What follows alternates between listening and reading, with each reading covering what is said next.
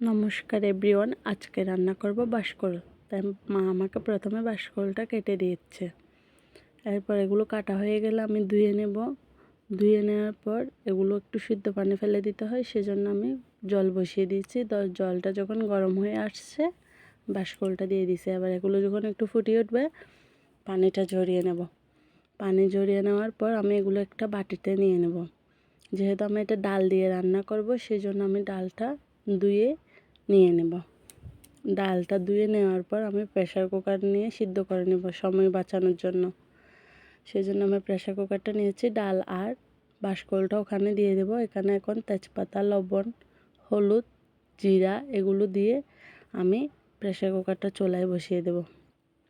ততক্ষণ আমি তেলে দেওয়ার জন্য রসুন নিয়ে নিব আর 2টা চিংড়ি মাছ দেবো আমি ওখানে। এই যে চিংড়ি মাছ আর রসুনটা নিয়ে নিয়েছি। এখন আমি ডেকচিটা বসিয়ে দিব। বসিয়ে তেল দিব পরিমাণ মতো। তেল দেওয়ার পর রসুনগুলো দিয়ে দিব। এরপর চিংড়ি মাছটা দিয়ে দিব।